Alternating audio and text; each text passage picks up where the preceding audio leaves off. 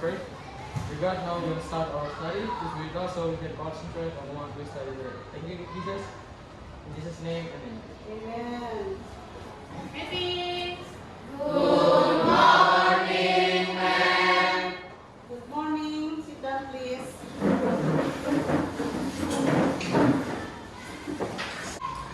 Baiklah, bagaimana kabar hari ini? Baik. Masih semangat? Masih. Sudah sarapan di rumah? Sudah. Ada yang tidak sarapan? Ada? Ada tidak yang tidak sarapan? Sarapan semua ya? Ya. Sarapan penting ya, sarapan bagi tubuh kita ya.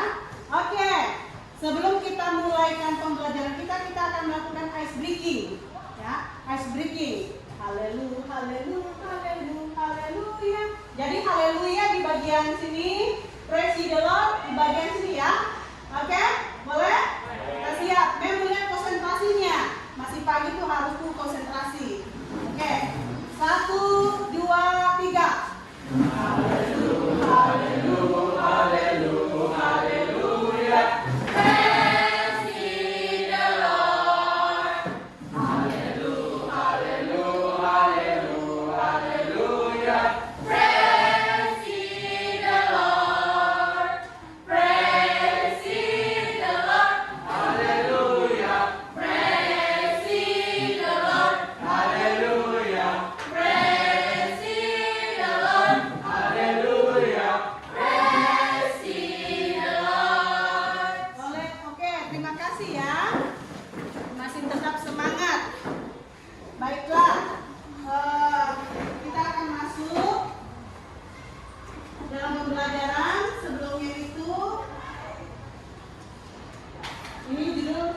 Pembahasan kita pada pagi hari ini ya. Nah, kita masuk di integrasi iman. Sebelum kita melakukan pembelajaran, kita masuk di integrasi iman yang terdapat dalam Efesus 4 ayat 2. Siapa yang bisa baca Efesus 4 ayat 2? Satu orang, siapa yang bisa baca? Siapa? Ya, silakan baca yang keras. Ya. Hendaklah kamu selalu rendah hati, lemah lembut dan sabar, tunjukkanlah kasihmu dalam saling membantu. Oke, terima kasih Nancy. Jadi di sini ya firman Tuhan mengatakan bahwa kita harus selalu apa? Selalu rendah hati, ya, lemah lembut dan sabar. Tunjukkan kasihmu dalam saling membantu. Jangan kita saya ini pintar, menyombongkan diri, tidak mau berteman dengan orang lain, tidak mau membantu. Jadi itu tidak boleh ya. Tuhan tidak menginginkan sifat seperti itu. Jadi kalau ada teman yang butuh bantuan, kita harus bantu. Tapi bantu dalam hal yang apa? Yang positif ya. Jangan bantu dalam hal yang negatif. Contohnya menyontek ya. Jadi kita kaitkan dalam pembelajaran hari ini ya. Ini ada hubungan dengan pembelajaran hari ini, yaitu adanya saling bantu ya, kerjasama antara negara satu dengan negara yang lain, benua satu dengan benua yang lain ya. Nah, oke, kita masuk. Tadi kan kalian sudah baca judul pembelajarannya itu pengaruh interaksi ruang ya. Jadi sebelum masuk ke ruang, siapa yang bisa mendefinisikan pengertian ruang? Nancy. Tempat permukaan bumi yang digunakan untuk tinggal. Oke, tempat permukaan bumi yang digunakan untuk tinggal ya. Ada lagi yang lain? Ya, itu. Wadah dari semua ya. Jadi tempat wadah kita di mana? Kita melakukan aktivitas ya, kegiatan. Semua makhluk hidup ada di situ ya. Nah, ini pengertiannya ya. Pernah tadi ya Vito dan dikatakan bahwa ruang adalah tempat di permukaan bumi, baik secara keseluruhan maupun sebagian digunakan makhluk hidup untuk tinggal ya, untuk kalian tinggal ya. Makhluk hidup itu apa saja? Manusia, hewan, tumbuhan, ya. Oke ya. Sekarang kita masuk mengapa setiap makhluk hidup memerlukan ruang untuk kelangsungan hidupnya? Kira-kira kenapa? Ya.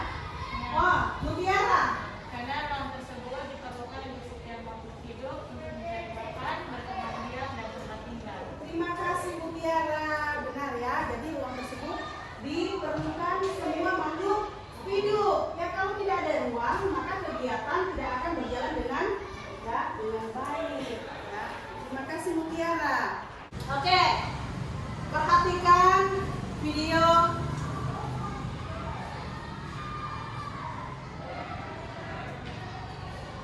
Ya, perhatikan videonya ya. Amati apa yang terjadi. Amati apa yang terjadi video. Video perubahan ruang. Inilah kawasan Kota Sorong, Papua Barat, Jaya Banjir. Sebelumnya, hujan deras yang melanda Kota Sorong sejak Senin tanggal 22 Agustus tahun 2022 malam hari hingga Selasa tanggal 23 Agustus tahun 2022. Dari video yang kalian amati, apakah ada perubahan ruang? Ini kejadian kapan ini? Minggu lalu ya. Kira-kira di tempat kalian, ya, di kompleks kah, di rumah, apakah ada perubahan ruang? Ada. Penyebabnya apa? Banjir. Kira-kira itu banjir itu masuk di faktor apa? Bencana alam, ya, faktor alam, banjir. Oke, membagikan ya, KPD-nya ya. Jadi jawabannya tulis di LKPD di kolomnya. Perhatikan petunjuknya. Tulis kelompok dan nama anggota. Jadi bagian depan tulis namanya ya. Ya, tulis nama. Nama kelompok 1. Siapa-siapa. Jadi hasil diskusi kalian cantumkan, tuangkan di LKPD. Tulis di LKPD. Oke, kerjakan. Memberi waktu 10 menit. Setelah itu presentasikan di depan. Selamat pagi untuk kita semua. Pada kesempatan kali ini kami dari kelompok 1 akan mempresentasikan hasil diskusi kami. Presentasi akan dibawakan oleh Ibu. Baik, ini saya akan membacakan presentasi yang telah kami diskusikan bersama-sama mengenai negara dengan penduduk kota kurang dari 50%. Pertama adalah Nepal, kedua Laos, ketiga Bangladesh, keempat Mongolia, kelima Myanmar, keenam Vietnam, ketujuh Thailand, dan kedelapan India.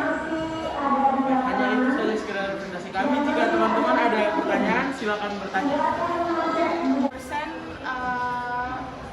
negara Thailand dan India yang tinggal di kota. Kalau untuk Thailand yang kami dapat adalah 29%, kalau untuk India adalah 30%. Oke, bagaimana kelompok 3 jawabannya? Puas? Oke. Apakah masih ada pertanyaan lain? Pertanyaan lain? Ya. Oke, tepuk tangan buat kelompok 1. Jawab pertanyaan untuk kita semua. Terima kasih atas waktu dan kesempatan telah diberikan kepada kami. Kami dari kelompok 4 akan mempresentasikan hasil diskusi kami yang akan dibawakan oleh Sabatu.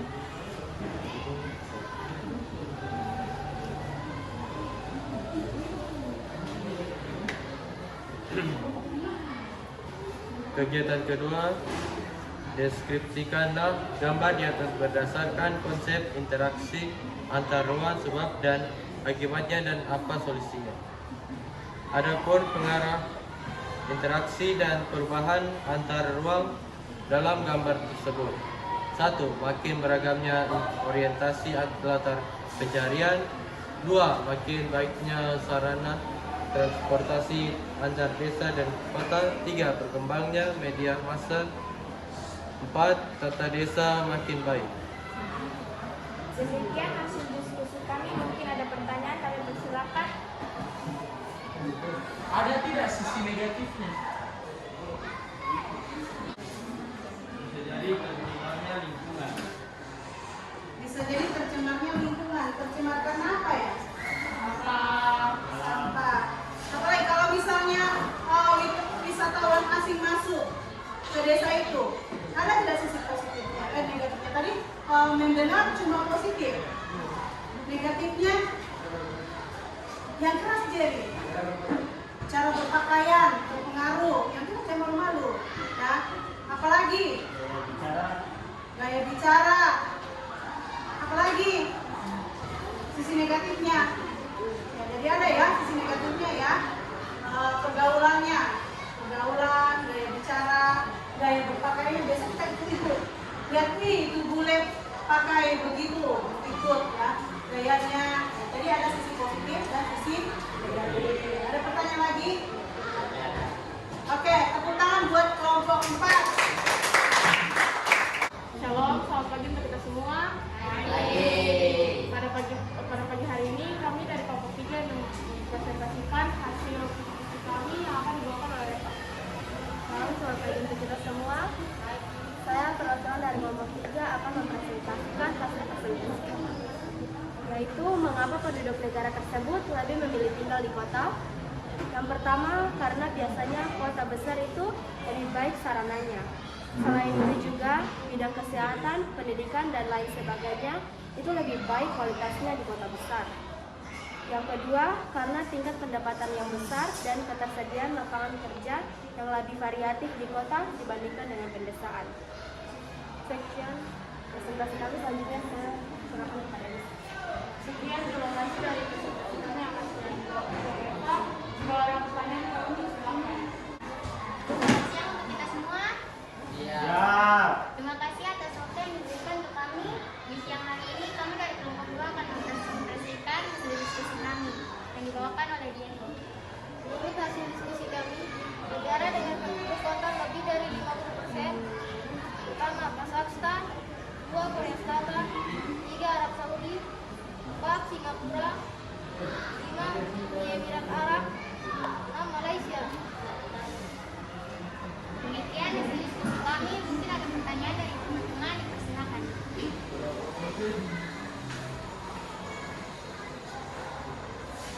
Berapa persen negara Jepang dan Malaysia yang tinggal di kota?